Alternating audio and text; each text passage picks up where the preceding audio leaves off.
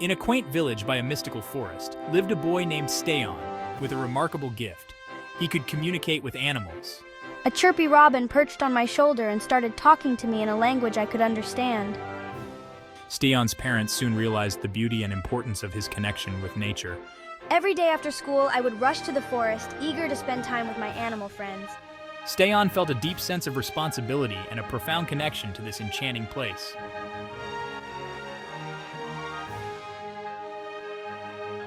The enchanted forest was a place of wonder and beauty, with towering trees and vibrant flowers. Steon knew every path and hidden glade, making the forest his playground and sanctuary. Among the dense trees, Steon built secret hideouts where he could listen to the forest's heartbeat.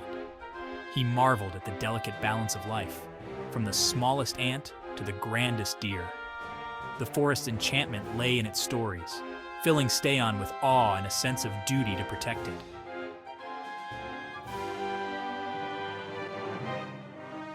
Steon's closest companions were a diverse group of animals. With my vast knowledge, I guided Steon through the mysteries of the forest. Bella, the playful squirrel, was always up for an adventure. Bella's energy brought joy to Steon's life. Max, the gentle deer, was the protector of the forest. Together, they patrolled the forest, ensuring all its inhabitants were safe and content.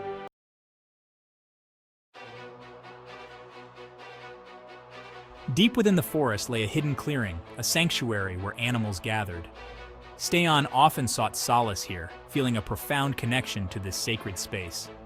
One sunny afternoon, Steon noticed an unusual silence replaced by an unsettling stillness. A shiver ran down his spine as a sense of foreboding washed over him. Something was amiss in his beloved forest.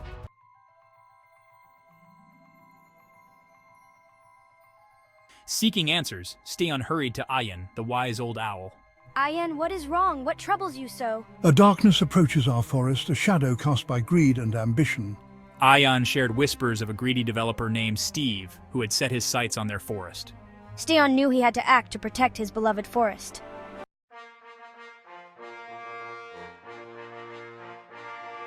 The news of Steve's intentions spread through the forest, causing fear and uncertainty. Steon called a meeting of all the animals in the hidden clearing. As the sun set, animals of all shapes and sizes converged on the clearing. We will fight for our home, for our right to exist in peace. Steon's voice rang with determination, rallying the animals to defend their forest.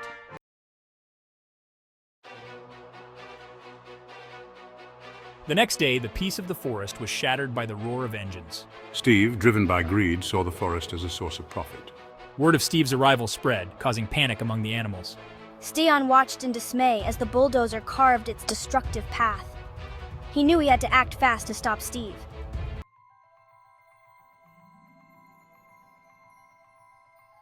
Steon raced to Ayan's ancient oak seeking guidance. The time for words has passed. Now we must act. But what can we do? He's just one boy against a man with a machine. You are not alone, Steon. The strength of 1,000 creatures flows within you. Ayan's words sparked a flame of determination in Steon's heart.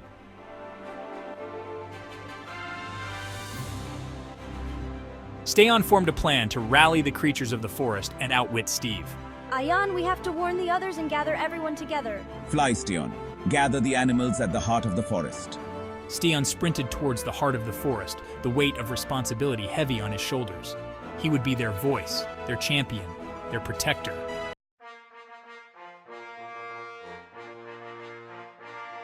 Steon raced through the forest, urgency lending speed to his feet. He called out to his closest companions, Ayan, Bella, and Max. Reaching the clearing, Steon found it bustling with activity. Animals of all shapes and sizes had gathered, drawn together by a shared sense of urgency. Steon addressed the assembled animals, his voice clear and strong, ready to lead them in defending their home.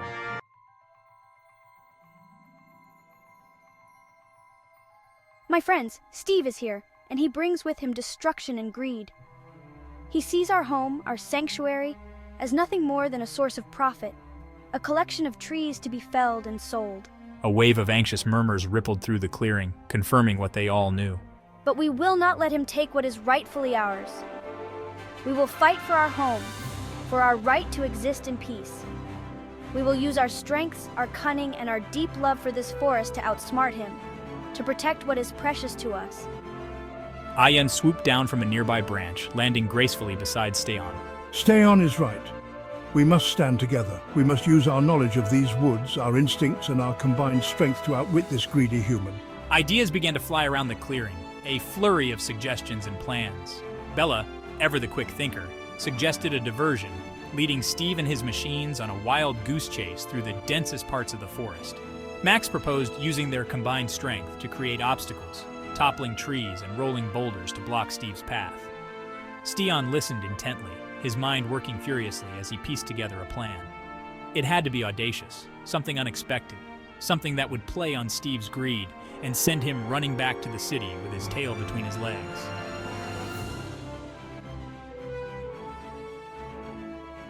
As the sun began to dip below the horizon, casting long shadows across the forest floor, a plan began to take shape.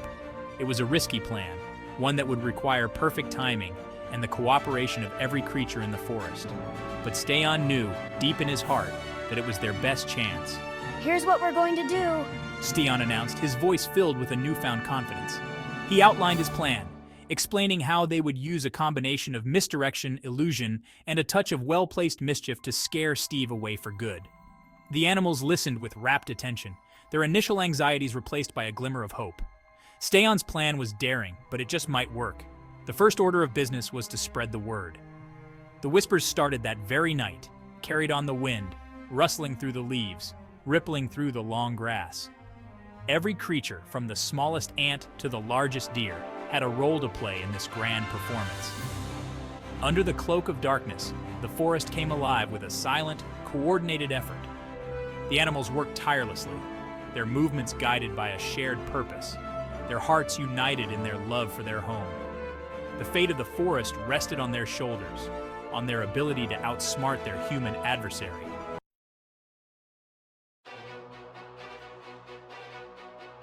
The following morning, a blanket of unease hung heavy in the air, a stark contrast to the usual symphony of birdsong and rustling leaves. The animals held their breath, their hearts pounding in unison with the approaching rumble of Steve's bulldozer. As the yellow beast rumbled into a section of the forest, a chorus of eerie howls and shrieks erupted, seeming to come from every direction at once. Bella and her squirrel squadron had been practicing their most unnerving calls, amplified by carefully positioned hollow logs.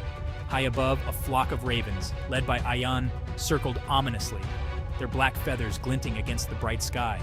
They swooped low, their shadows dancing menacingly around the bulldozer, their cries adding to the unsettling symphony. We must make him believe the forest itself is alive and angry.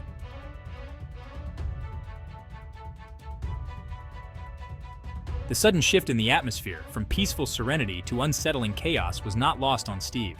He gripped the levers of his bulldozer, his brow furrowed in confusion, and a flicker of unease dancing in his eyes. He had expected resistance, had anticipated the need to clear a few trees and displace a few woodland creatures. He had not, however, expected this. The unsettling noises, the swirling shadows, the monstrous footprints, all pointed towards something ancient, something powerful, something he couldn't quite comprehend. Doubt, a seed planted by the forest's illusion and nurtured by his own unease, began to take root in his mind.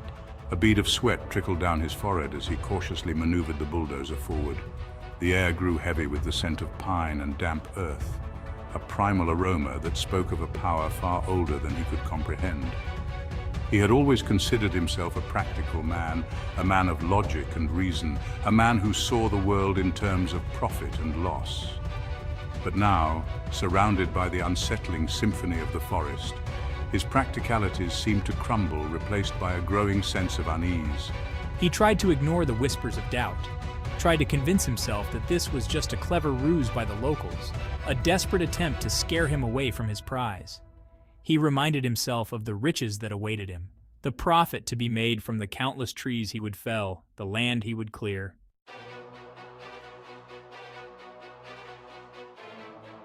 Just as Steve's resolve began to solidify, a deep, guttural growl reached his ears from the depths of the forest. The ground trembled beneath the bulldozer's tracks, sending shivers down Steve's spine. This was something primal, beyond his comprehension. What is that sound? The growl echoed, amplifying the seed of doubt in Steve's mind. As the growl faded, an unsettling silence took over. Something large moved through the undergrowth, heading straight for Steve. No, this can't be happening. Panic surged through Steve. With a roar of the engine, Steve spun the bulldozer around, consumed by a single desire: to escape. He careened back through the forest, leaving a trail of destruction in his wake.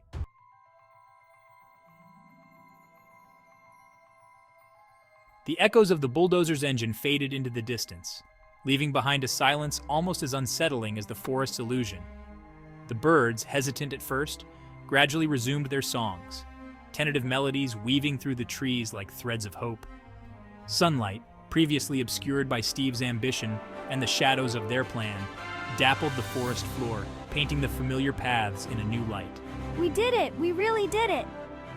Steon, his heart still pounding with the adrenaline of the encounter, looked around at the clearing. The animals, their fear giving way to relief and jubilation, began to emerge from their hiding places. Bella chattered excitedly, her words tumbling over each other as she recounted the success of her Squirrel Squadron's sonic assault. Max, his usual serenity restored, dipped his head in acknowledgement, his gentle eyes reflecting the triumph they all felt. Well done, Steon. You have shown great courage and ingenuity. You have reminded us all that even the smallest among us can achieve great things when we stand together. The clearing, moments ago a stage for their carefully orchestrated illusion, transformed into a celebration of their unity and resilience. Relief washed over Steon, a wave of exhaustion replacing the adrenaline that had fueled his every move. He had faced a seemingly insurmountable challenge and emerged victorious, not through brute force, but through cleverness, compassion, and the unwavering support of his animal allies.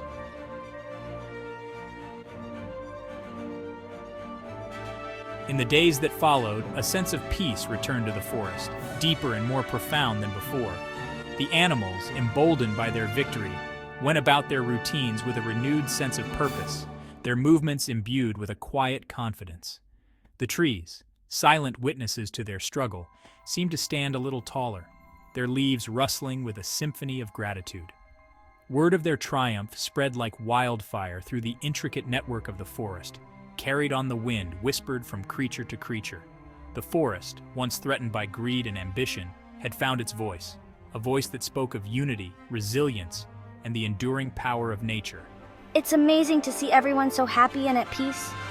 Steon, hailed as a hero by his animal friends, carried himself with a newfound maturity. The experience had changed him, deepened his connection to the forest, and solidified his role as its protector. He continued his daily explorations, his heart filled with gratitude for the unique bond he shared with the creatures around him. The clearing, once a haven from the outside world, transformed into a place of learning and laughter.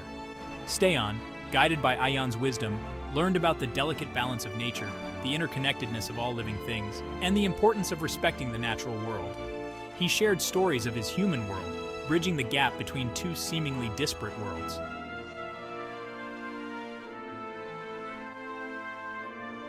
Life in the village, once mundane in comparison to his adventures in the forest, took on a new meaning.